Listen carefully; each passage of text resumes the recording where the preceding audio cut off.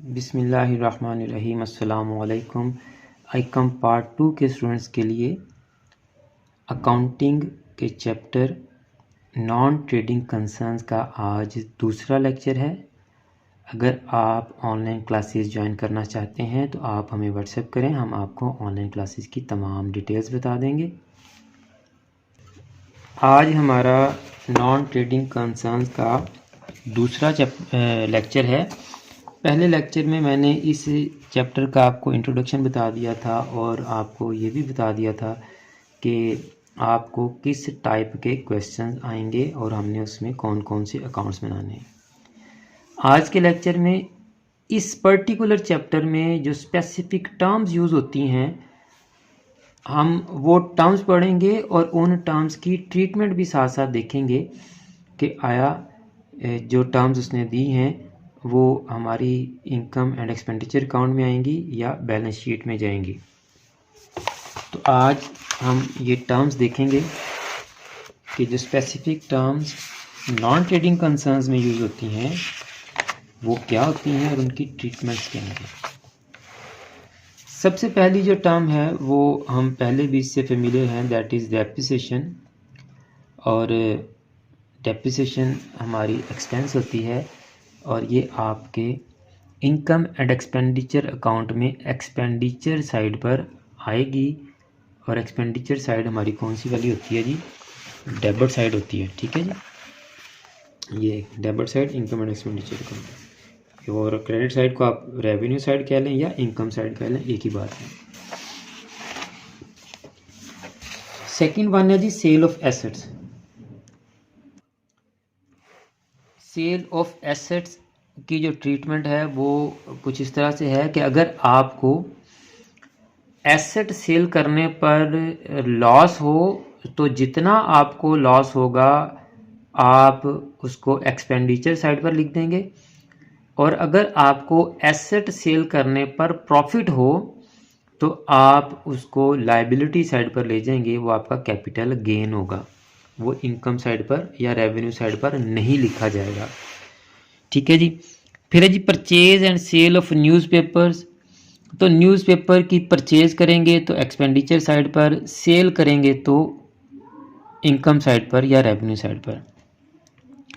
Purchase and sale of sports material, इसकी भी treatment more और less purchase and sale of newspaper जैसी ही होगी, लेकिन इसमें ये हमारा कंज्यूमेबल एसेट है जिसको हमने साथ साथ इस्तेमाल करना है, खर्च करना है। तो जितना आपका कंज्यूम होगा आपने उतना एक्सपेंडिचर साइड पर लेकर जाना है। यानी आपने 5,000 का स्पोर्ट्स मटेरियल बाय किया तो आपने 5,000 एक्सपेंडिचर में नहीं लिखना, बल्कि आपने एंड पर क्लोजिंग स्टॉक चेक करना है। अगर आपका क्लोजिंग स्टॉक 2,000 होगा, 5,000 का हमने बाय किया था, 2,000 अभी भी हमारे पास मटेरियल पड़ा है, इसका मतलब हमने कंज्यूम कितना किया, खर्च कितना किया, इस्तेमाल कितना किया, 3,000। तो वो 3,000 एक्सपेंडिचर साइड पर आएगा जी, और वो जो 2,000 हमारा बचा है वो आपका बैलेंस शीट में एसेट साइड पर चला जाएगा। नेक्स्ट है जी सब्सक्रिप्शन।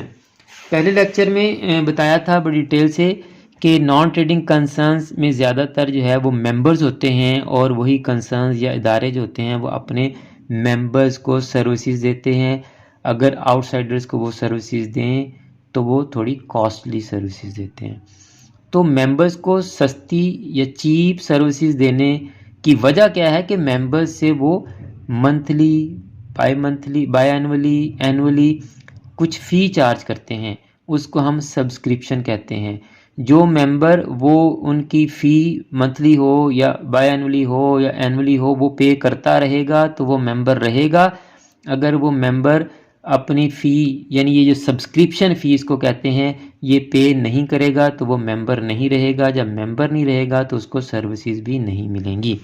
तो सब्सक्रिप्शन जो है ये मेन पार्ट है इनकम का, यही इनकम बड़ा इनकम सोर्स है जिससे वो अपने तमाम एक्सपेंसेस या एक्सपेंडिचर को मेंटेन करते हैं नॉन ट्रेडिंग कंसर्न। तो सब्सक्रिप्शन इनकम साइड पर आएगी। सब्सक्रिप्शन कहाँ आएगी जी? इनकम साइड पर आएगी। फिर हमारे पास जी स्पेशल सब्सक्रिप्शन। स्पेशल सब्सक्रिप्शन जैसे नाम से ही जाहिर है कि सब्सक्रिप्शन होती है मेंबर से, और स्पेशल सब्सक्रिप्शन भी होगी मेंबर से ही। तो लेकिन ये किसी स्पेशल पर्पस के लिए कलेक्ट की जाएगी अदर देन रेगुलर सब्सक्रिप्शन, यानी जो मंथली, बाय एनुअली या एनुअली सब्सक्रिप्शन मेंबर्स पे कर रहे हैं उसके अलावा सब्सक्रिप्शन वसूल की जाएगी किसी ख़ास मकसद के लिए, स्पेशल पर्पस के लिए। लेट्स सपोज सर्दियाँ आजकल, तो हो सकता है वो कहेंगे जी हमने हीटिंग सिस्टम इंस्टॉल करना है बिल्डिंग में, तो तमाम मेंबर्स के हिस्से में जितने जितने पैसे आएंगे वो उनको डिवाइड करके तो उनको बता देंगे, वो पे कर देंगे। जैसे कहीं दोस्त बाहर खाना खाने जाते हैं तो कहते हैं जी अमेरिकन सिस्टम कर लें जी, ये अमेरिकन टर्म यूज़ की हुई है अमेरिकन सिस्टम की। क्या इससे क्या मुराद है कि जी जितना बिल बनेगा सारे जो है वो डिवाइड कर लेंगे और अपने अपने हिस्से के पैसे पे कर देंगे। तो मेंबर से भी इसी तरह से जो एक स्पेशल हमने कोई एक पर्पस के लिए पैसे इकट्ठे करने होते हैं, वो कोई भी हो सकता है, एडिशन इन बिल्डिंग हो सकता है, कोई एसी वगैरह एयर कंडीशनिंग सिस्टम हो सकता है, वाटर कूलर वगैरह हो सकते हैं, मतलब कोई भी जो है वो नई बिल्डिंग परचेज करनी हो या व्हीकल परचेज करनी हो, कोई भी खर्चा हो सकता है जो जिसके लिए मेंबर्स से डेली रूटीन की जो सब्सक्रिप्शन है उससे हटकर सब्सक्रिप्शन वसूल की जाए तो उसको स्पेशल सब्सक्रिप्शन कहते हैं। और वो स्पेशल सब्सक्रिप्शन सिर्फ उसी स्पेशल पर्पस के लिए यूज होगी, तो इसका मतलब वो इनकम साइड पर नहीं आएगी। स्पेशल सब्सक्रिप्शन उसी पर्पस के लिए यूज होगी जिस पर्पस के लिए कलेक्ट की जा रही है, इसलिए इसको लायबिलिटी साइड में लिखते जाएंगे और उस पैसे से हम वही पर्पस फुलफिल करेंगे जिसके लिए वो इकट्ठी की गई है। तो स्पेशल सब्सक्रिप्शन खास मकसद के लिए इकट्ठी की जाती है और ये बैलेंस शीट में लायबिलिटी साइड पर लिखी जाएगी, ये इनकम साइड पर नहीं आएगी जी। एडमिशन फी या एंट्रेंस फी, एडमिशन फी या एंट्रेंस फी से आप बखूबी वाकिफ होंगे। आप कहीं इंस्टीट्यूशन में एडमिशन लेते हैं तो वो कहते हैं कि जी एक तो मंथली फ़ी हो गई और साथ में एडमिशन फ़ी भी होती है। अब आपने एक ही दफ़ा दाखिला लिया है तो आप 4 साल 5 साल 10 साल तक अगर उसी इंस्टीट्यूट में पढ़ते जा रहे हैं तो आपसे बार बार एडमिशन फ़ी नहीं ली जाएगी। एडमिशन फ़ी को एंट्रेंस फ़ी भी कहते हैं, यानी आपने उस इदारे में, उस स्कूल कॉलेज में इंटर होने के लिए कुछ फ़ी पे करनी है, वो फ़ी एंट्रेंस फ़ी है और एडमिशन फ़ी है वो आपसे एक ही दफ़ा ली जाएगी, फिर आपसे रेगुलर फ़ी जो भी होगी मंथली होगी वो आपसे चार्ज की जाएगी। तो एडमिशन फ़ी या एंट्रेंस फ़ी की जो ट्रीटमेंट है ना वो उस पे अकाउंटेंट्स जो हैं वो डिवाइड हैं। उनकी डिवीज़न की मैं वजह आपको बता देता हूँ, फिर मैं ट्रीटमेंट भी बता देता हूँ।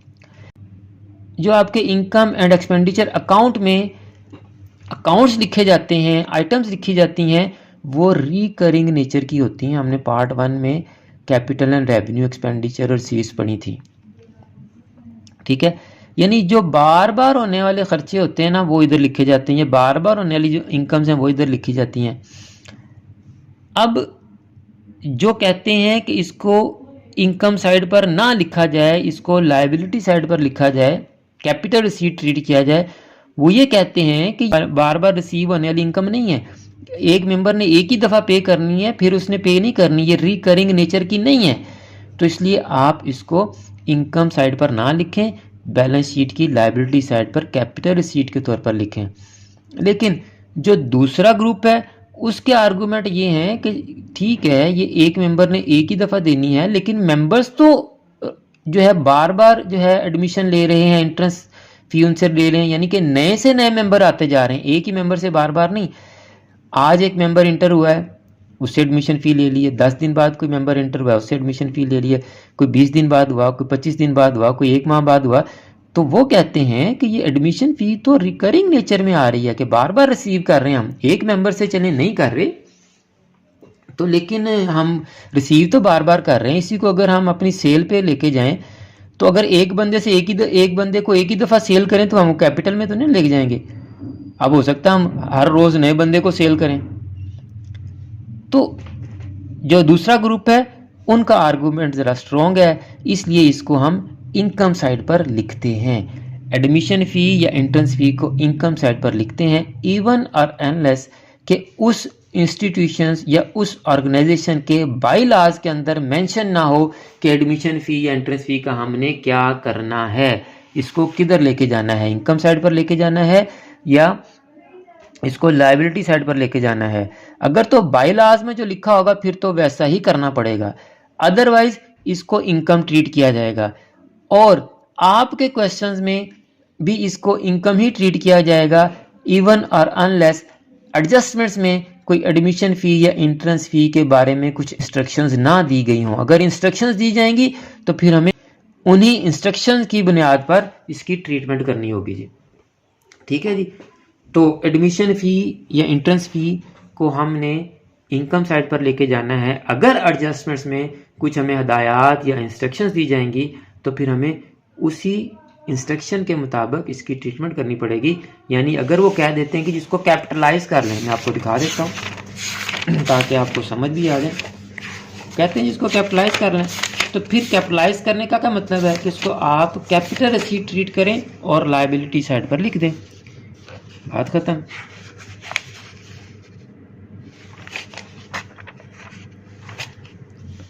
ये देखिए, entrance fee are to be capitalized, clear लिखा हुआ इसने। अब ये हम रेवेन्यू साइड पर या इनकम साइड पर नहीं लिखेंगे, इसको हम कैपिटलाइज करेंगे और बैलेंस शीट लायबिलिटी साइड पर इसको कैपिटल रिसीट के तौर पर लिखा जाएगा। ठीक हो गया जी।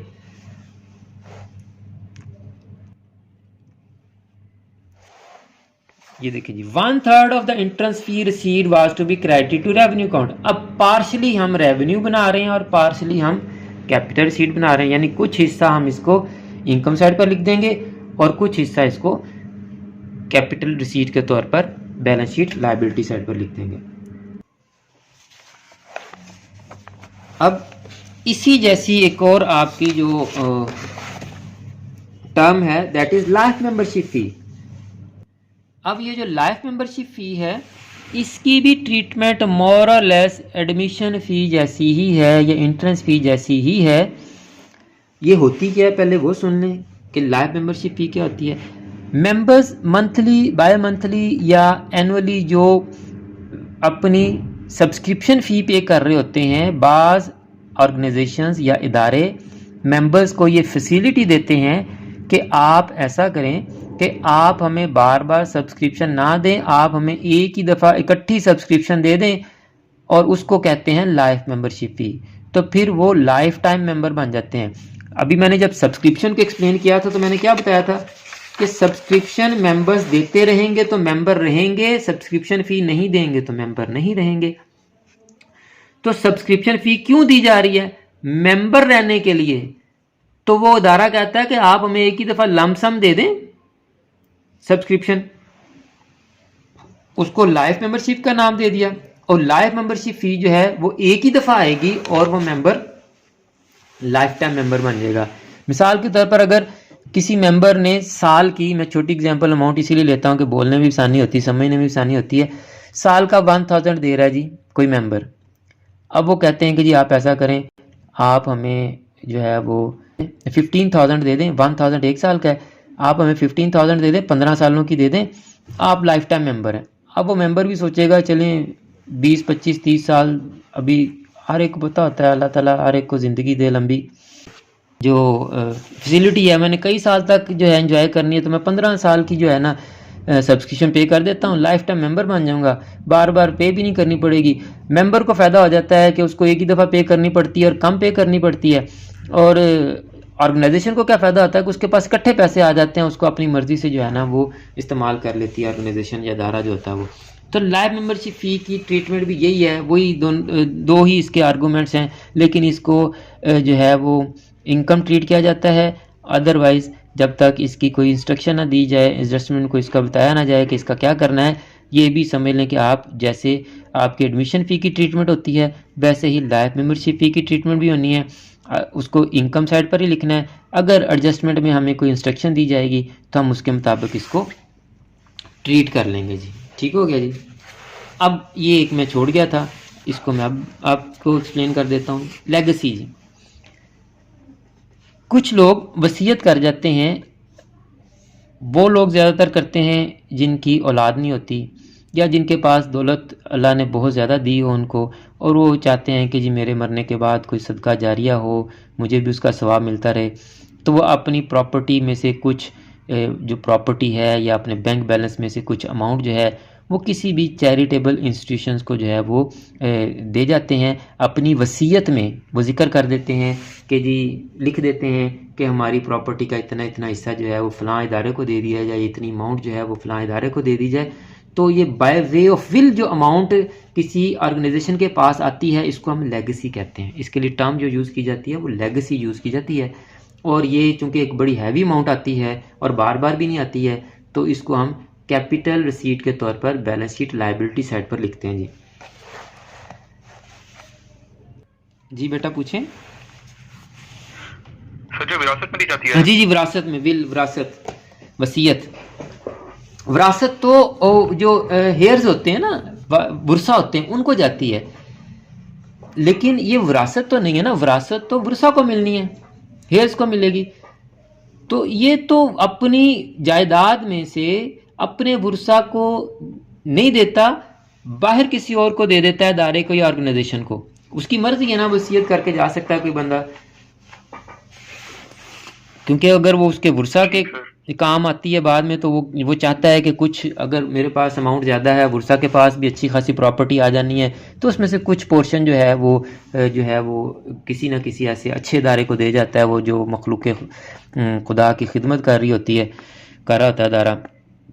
तो बाज़ के वैसे ही कोई बुरसा नहीं होते, यानी कि कोई प्रॉपर्टी कोई इंतकाल नहीं होनी होती, वो अकेला ही बंदा होता है या उसकी आगे औलाद नहीं होती, तो फिर वो क्या करता है कि जी उसको पता होता है कि मेरी औलाद, ये जो जायदाद है, औलाद नहीं है, तो जायदाद पे कोई ना कोई काबज़ ही हो जाएगा ना, तो वो उससे अच्छा है कि वो किसी ना किसी इदारे में चली जाए और इदारे से जो है ना वो लोगों की खिदमत का बायस बने। तो इसलिए भी जो है लोग अपनी वसीयत में अपनी प्रॉपर्टी और कैश और बैंक बैलेंस जो है वो इन इदारों के नाम कर जाते हैं। तो ये कैपिटल साइड पर आएगी जी, हमारी लायबिलिटी साइड पर। डोनेशन जी, मेंबर्स से जो रेगुलर फी चार्ज की जाती है उसको हमने सब्सक्रिप्शन कहा है, और किसी खास मकसद के लिए ली जाए तो उसको स्पेशल सब्सक्रिप्शन। अब अगर मेंबर्स से और अदर देन मेंबर्स कोई भी अमाउंट इकट्ठी की जाए जो ना तो सब्सक्रिप्शन हो ना स्पेशल सब्सक्रिप्शन हो, तो उसको डोनेशन कहते हैं। यानी एक मेंबर ने एक साल का 1000 रुपया देना है, वो तो दे दिया। अब मेंबर उस 1000 के अलावा अगर अपनी मर्जी से कुछ पैसे दे देता है तो वो सब्सक्रिप्शन तो ना होगी ना, वो डोनेशन होगी। यानी कोई स्पेशल पर्पस भी नहीं है, उसने कहा चले मैं 1000 तो देता हूँ, मैं 500 और दे दूँ। तो या कोई और बंदा जो मेंबर नहीं है वो देखता है कि ये जो है ना इदारा बड़ा अच्छा काम कर रहा है, तो वो भी उसको पैसे दे देता है, तो मेंबर नहीं है तो उसने जो पैसे दिए वो डोनेशन है। तो मेंबर से भी डोनेशन ली जा सकती है, और मेंबर्स के अलावा भी जनरल पब्लिक से भी डोनेशन ली जा सकती है। ये भी एक मेजर सोर्स ऑफ इनकम है नॉन ट्रेडिंग कंसर्न्स का, तो ये भी इनकम साइड पर आएगी जी, डोनेशन भी। लास्ट टर्म हमारी कैपिटल फंड, तो कैपिटल फंड आपका कैपिटल ही है, और ये आपका बैलेंस शीट लायबिलिटी साइड भी जाएगा। मैं एक क्विक ओवरव्यू दे रहा हूँ सबका, आपने इनका एक टेबल बनाना है। टेबल में जो जो मैं आपको ट्रीटमेंट्स बता रहा हूँ आपने वो ट्रीटमेंट्स लिखनी है और मुझे सेंड करनी है। देख लें, मैं आपको एग्जांपल के तौर पर यहाँ रफ में समझा देता हूँ कि आपने किस तरह का टेबल बनाना है जी। ये हमारी कुछ 11 टर्म्स है मेरा ख्याल है, आपने इस तरह उनकी नंबरिंग कर लेनी है 1 2 3 ऑनवर्ड। और यहाँ जैसे पहली हमारी डेप्रिसिएशन है, बेशक आप आगे कॉलम्स बना लें।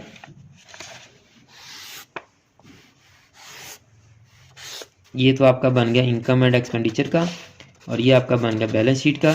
इसके भी 2 फर्दर कॉलम बना लें कि जी ये आपका पहला है एक्सपेंडिचर का, फिर है आपका इनकम का या रेवेन्यू का, और ये फिर आपका एसेट का, और ये लाइबिलिटीज़ का कॉलम। अब ये जो डेप्रिसिएशन आपकी किधर जानी है, एक्सपेंडिचर साइड पे जानी है, यहाँ आप टिक कर दें, ठीक है। इसी तरह आपने जो भी ये हमारे सारे अकाउंट्स हैं या जो आइटम्स हैं, ये स्पेशल आइटम्स, आपने इनको इसी तरह लिख लेना है, और आगे इनकी ट्रीटमेंट्स आपने लाजमी लिख लेनी है। नीट करके आप मुझे सेंड कीजिएगा। तो मैं क्विकली आपको एक ओवरव्यू दे देता हूँ ताकि आप दोबारा से इसको ज़हन नशीन कर लें और नोट कर लें। डेप्रिसिएशन हमारा एक्सपेंडिचर साइड पर जाएगा जी। सेल ऑफ एसेट, अगर आप, ये बड़ा अहम है, अगर आपको एसेट सेल करने पर लॉस हो रहा है तो जितनी अमाउंट आपकी लॉस में गई है वो एक्सपेंडिचर साइड पर, अगर आपको प्रॉफिट होता है तो जितना प्रॉफिट हुआ है वो आपका बैलेंस शीट लायबिलिटी साइड पर। सुन लें, हमारा एक एसेट है 1000, उसकी वैल्यू है, अगर हमने वो 900 का सेल कर दिया तो 100 रुपीज़ लॉस हुआ है, तो 100 रुपीज़ हमारा एक्सपेंडिचर साइड पर आएगा। 1000 का एसेट था, हमने वो 1500 का सेल आउट कर दिया, जब हमने उसको 1500 का सेल आउट कर दिया तो आपको 500 प्रॉफिट हुआ, तो वो जो 500 प्रॉफिट है वो आप बैलेंस शीट लायबिलिटी साइड पर लेके जाएंगे। ठीक है। Purchase and sale of newspaper, purchase करेंगे तो एक्सपेंस होगा एक्सपेंडिचर साइड पर, सेल करेंगे तो इनकम होगा रेवेन्यू साइड पर, इनकम साइड पर। Purchase and sale of sports material, ये आपने कंज्यूम, जितना कंज्यूम होगा उतना आपने एक्सपेंडिचर साइड पर लिख देना। सब्सक्रिप्शन आपकी इनकम है, स्पेशल सब्सक्रिप्शन लायबिलिटी साइड पर। एडमिशन फ़ी और एंट्रेंस फ़ी इनकम साइड पर, अगर कोई ट्रीटमेंट बताई जाएगी तो उस ट्रीटमेंट के मुताबिक इसको ट्रीट करेंगे। लेगेसी लायबिलिटी साइड पर, लाइफ मेंबरशिप फ़ी भी इनकम है, अगर कोई ट्रीटमेंट बताई जाएगी तो उसके मुताबिक इसको लेके चलेंगे।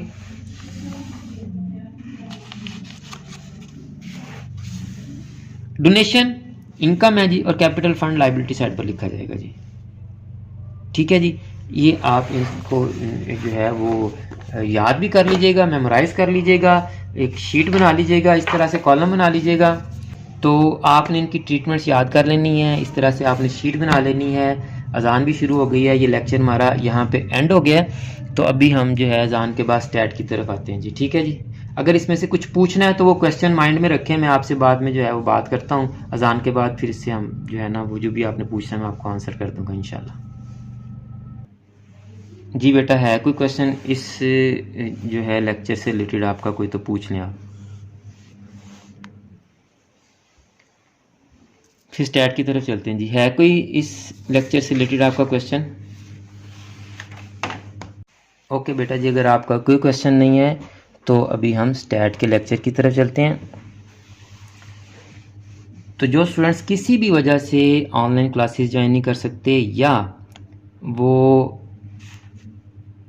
कहीं भी क्लासेस नहीं ले रहे, किसी कॉलेज यूनिवर्सिटी में नहीं जा रहे या किसी एकेडमी में नहीं जा रहे, तो वो इन वीडियोस को देखकर अपनी तैयारी कर सकते हैं। इसलिए अगर आप आईकॉम पार्ट 2 के स्टूडेंट नहीं भी हैं तो आप इन वीडियोस को फॉरवर्ड कर दें, ताकि आपकी वजह से बाकी बच्चों का फ़ायदा हो सके, और मुझे भी अपनी दुआओं में याद रखा करें। जज़ाकल्लाह।